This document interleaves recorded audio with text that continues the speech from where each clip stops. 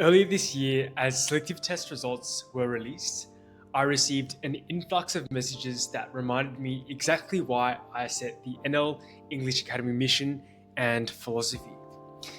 One of these many messages was from a parent whose daughter had been with us for almost 2 years. I'll refer to her as M. M wasn't just any student. She was one of those kids who walked into our academy feeling completely overwhelmed by selective English preparation. When one of our English specialists, Critton, first assessed her, M had clear foundational knowledge gaps in reading comprehension and exam strategy, like most students who join us in the first place. And that same girl secured her place at one of New South Wales' most competitive selective schools, Baulkham Hills High School. As I reflected on M's journey with us, it prompted me to consider the factors contributing to her success.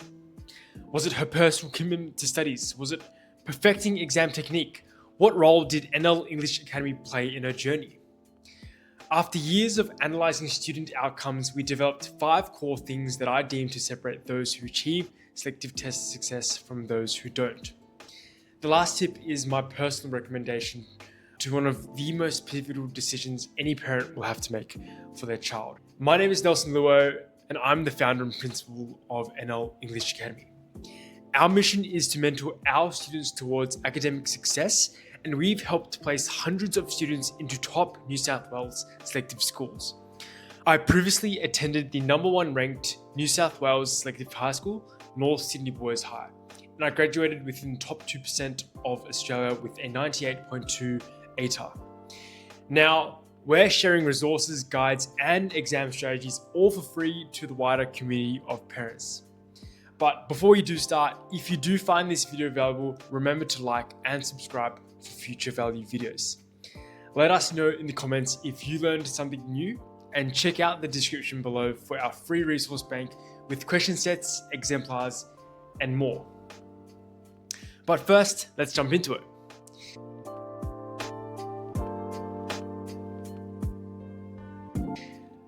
Strategy 1, how to master each selective test section's specific criteria. The biggest mistake families make is treating the selective test like a general academic assessment, but that's the wrong way to look at it. Each section has a distinct evaluation criteria that demands targeted preparation. As NL English Academy specializes in reading and writing mastery, we will focus on these 2 exam sections in particular. But here's what we often tell our students. Reading and writing now makes up 50% of your final selective test mark. And as of 2026, 45 minutes of reading with 17 questions. 2 of these questions have multiple parts, the closed passage or summary statement question and the choose the extract question section. 30 minutes for an unseen writing task, but both worth 25% of your final mark.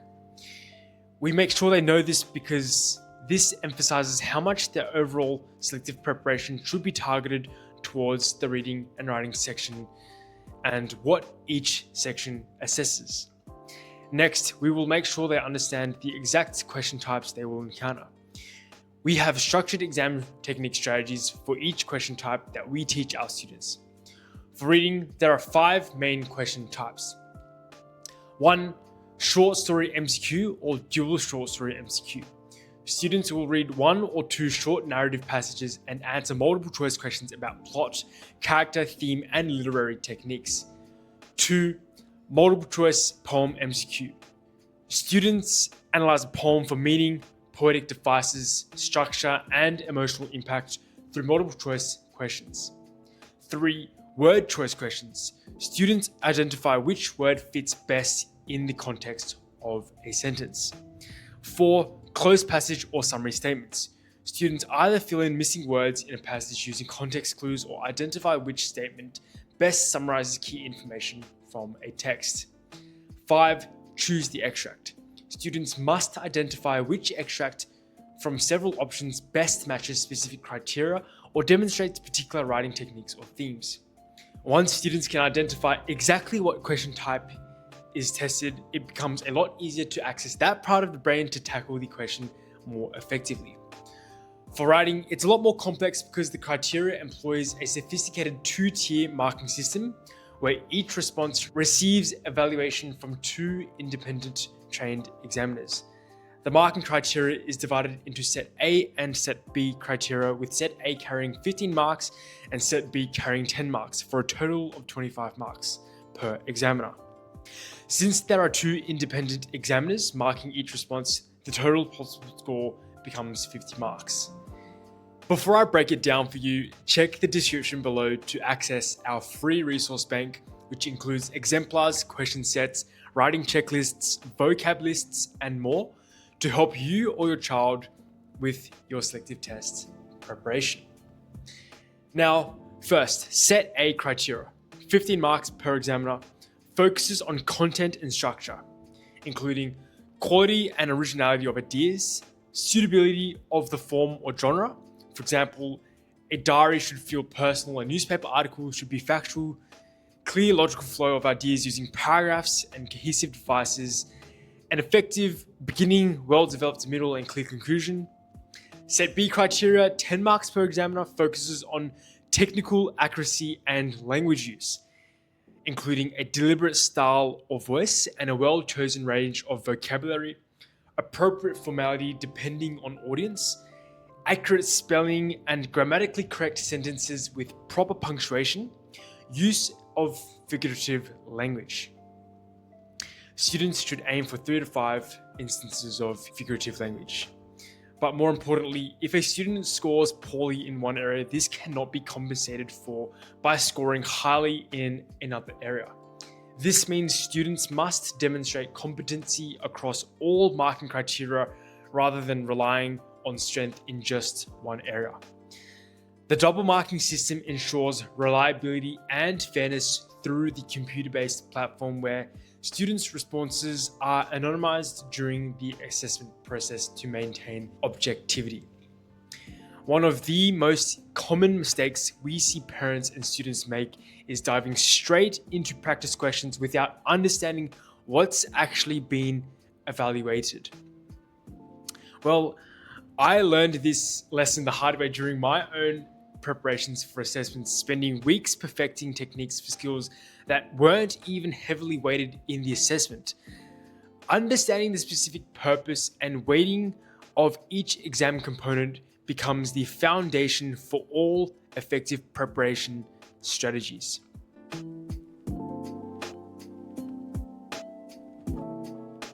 Now, strategy 2, how to ace selective test computer-based testing. Obviously, from 2025 onwards, the selective test will be conducted through a computer-based format. I've compiled a list of considerations for students getting used to this new format. First and foremost, you must get used to touch typing. Your child has likely been handwriting for most of their life, practicing their skill of handwriting over and over again at school, but they likely haven't done the same with typing.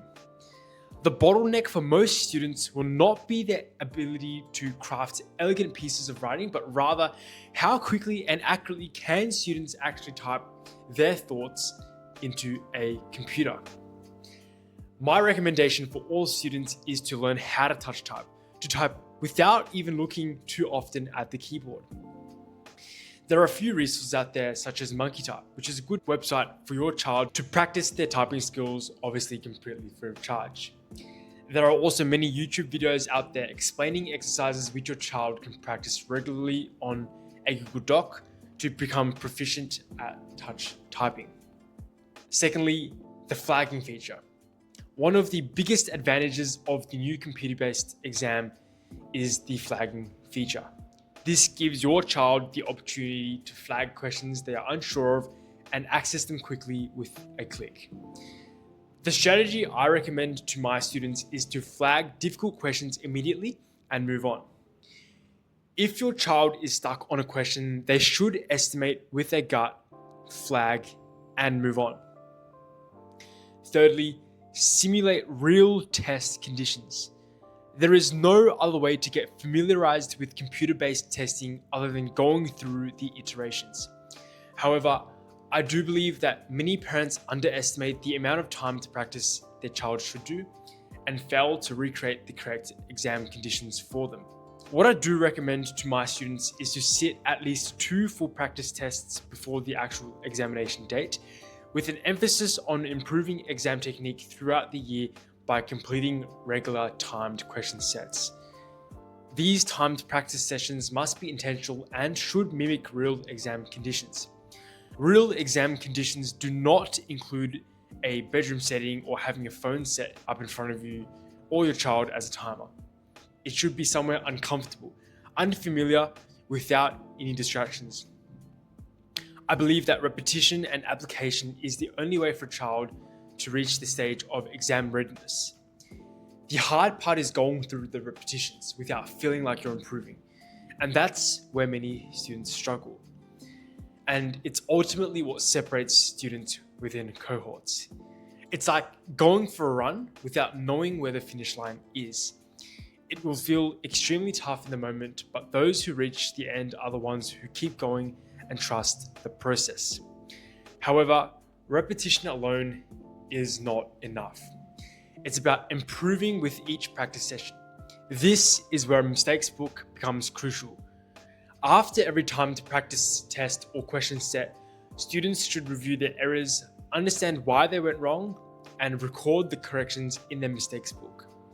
This ensures that each repetition builds genuine improvement rather than continually reinforcing bad habits over time.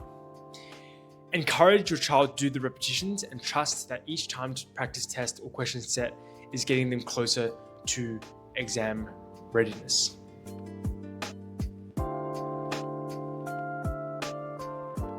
Strategy 3.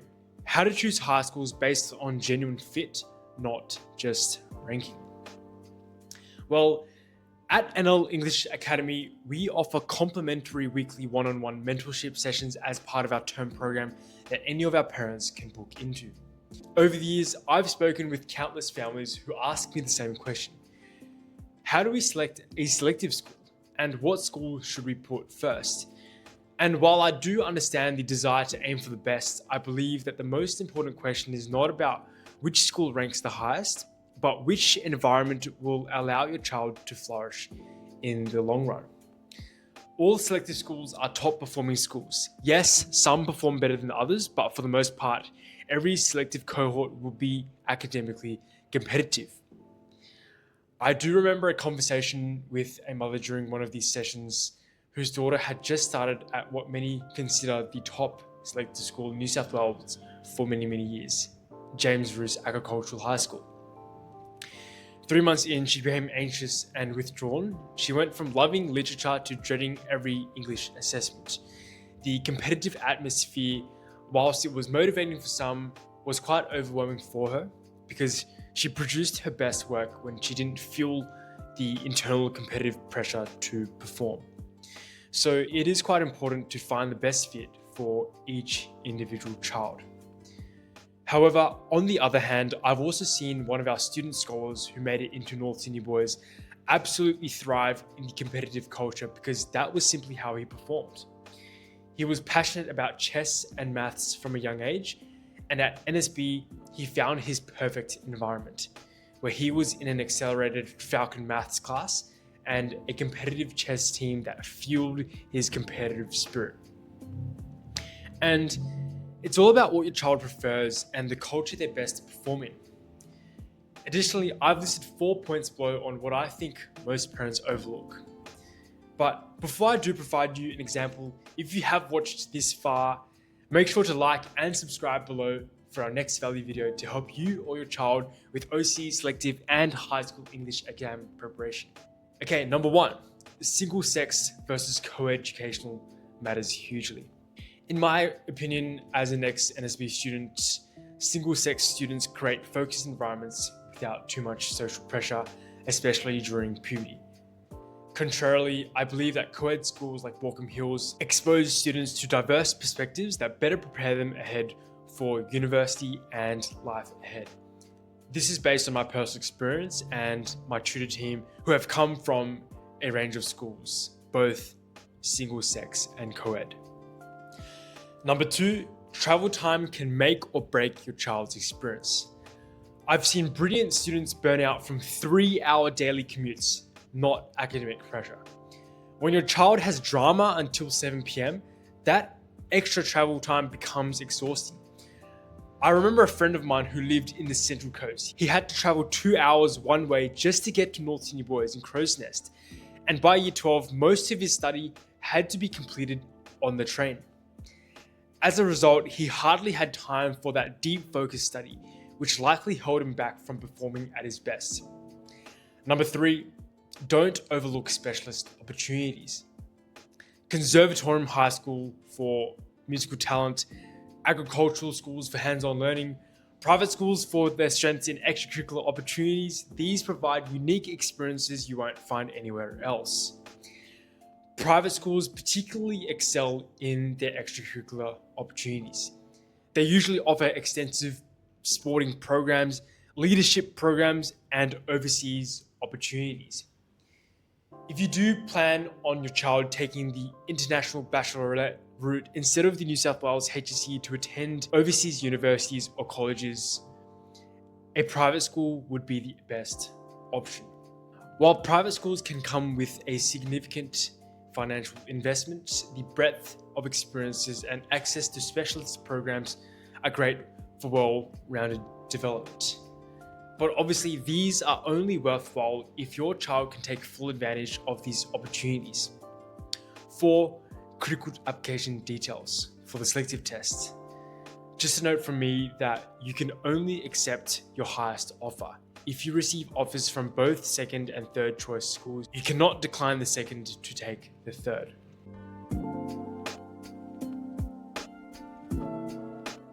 Strategy 4. How to build study systems with balance. It may sound ridiculously obvious, but research shows the importance of revising concepts regularly in order to learn effectively. Studies have shown that without regular review, learners forget approximately 50% of newly learned material within an hour, 70% within 24 hours, and 90% within a week.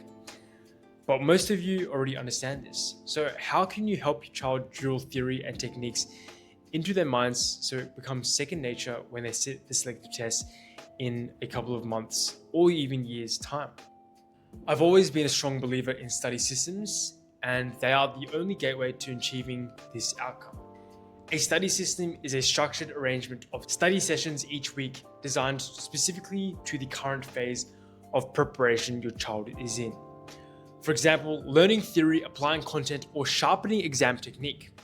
For selective reading and writing, I recommend that students should be revising content at least twice a week upon first exposure in a 30 to 60 minute session on top of their schoolwork and extracurriculars. This could simply involve reading over the lesson notes for the past week and applying new literary techniques through a short piece of writing or reviewing their mistakes book. Once it is easier to remember information, revision for specific topics can be spaced out further to once a week, then once a fortnight, and so on. In this way, students will find that they are better able to retain information in the long run. I mentioned that your child's study system should have phases. Let me explain those phases in further detail with how I created my study systems. Phase 1, master through active recall. I always like to start my study period with a consolidation of techniques, theory, and knowledge. I made sure I knew the fundamentals by using techniques like active recall to remember and apply concepts. These first few weeks, I would dedicate X amount of study sessions a week, and all of them would be focused on learning concepts and applying them. If you are looking for an effective active recall revision strategy, I explain how to use the tool spaced repetition in one of my previous videos. Phase 2, build application through practice sets. Once I had the theory down, I'd shift my focus to pure application of concepts. At NL English Academy, our students consistently apply through time-pressured reading and writing activities every single week during class. All our students will also sit mock examinations in week 10 of every term. This is how much practice is expected to build a solid foundation of theory and to be able to actually apply exam technique. Phase 3, simulate real pressure with timed papers. As I approached my exam date, I'd start doing full past papers and sample tests under strict exam conditions. I would set a timer, remove all distractions, and treat it like the real thing. This step is like sharpening tools in your shed. Make them useful to perform come exam day. As a tip, track every single mistakes in your mistakes book. This was my secret weapon. I kept a notebook specifically for my mistakes. Every wrong answer went in with two things: the question and past paper, or question said it was from, and a blank column next to it. As I mentioned previously on my study guide, this mistakes book is the comprehensive database for all your learning gaps. Review the mistakes from the last week to redo each question and ensure that you do plug your gaps. The system worked because on days when I felt lazy or unmotivated, I didn't have to think, I just had to follow my study system to know exactly what I needed to be doing. In the comments below, share what study system you currently use, or if you're planning to implement these phases for your child's selective test preparation. I'd love to hear what's working for you.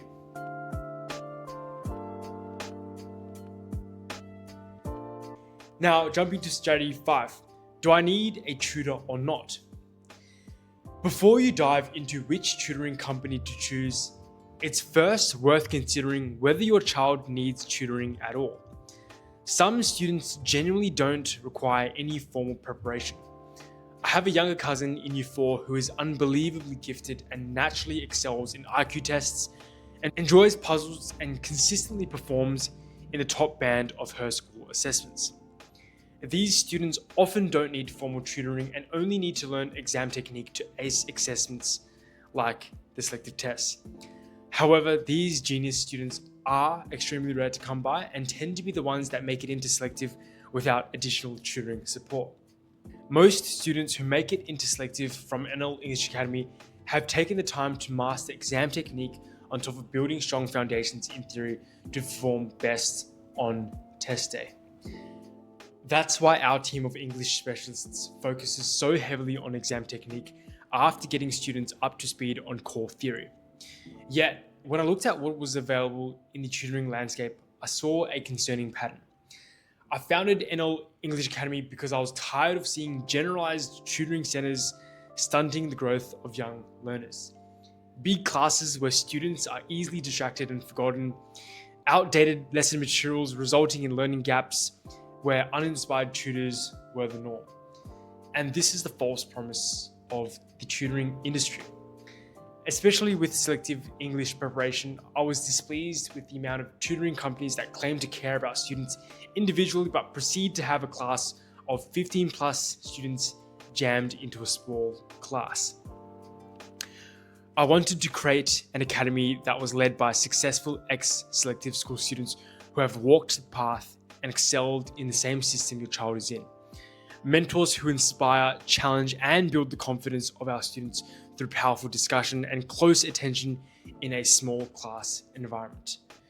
I read a study by the Grattan Institute that suggested group tutoring of above 6 to 7 students per class is immediately less personalized, leading to lower performance and improvement in students individually.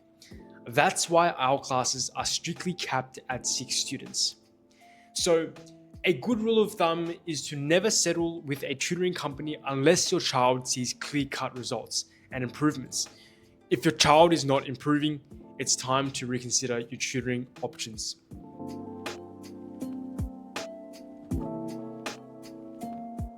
So finally, after mentoring hundreds of students through the selective pathway, these are the 5 strategies I believe separate those who achieve selective test success from those who don't. For the parents, if you've read this far, I'm genuinely grateful for your time and commitment to your child's journey. I hope these insights prove valuable as you navigate this challenging but rewarding path together with your child. I know it may feel overwhelming to adjust your approach, especially when you've invested so much time and energy. But remember that meaningful change happens gradually, one small improvement at a time. Each conversation with your child, each strategic decision, each moment of balance you create builds towards something greater. Stay committed to the process, trust in your child's capabilities, and remember that every bit of preparation is walking your child one step closer to your dream outcome. Well, if you found this video helpful, remember to like and subscribe for future value videos. Let us know in the comments below if you learned something new. And if you want the NL English Academy team's help in OC, selective, and high school English preparation, check the description below for free resources, study guides, class links, all on the NL English Academy website. Thank you so much, and I'll see you in the next video. Bye-bye.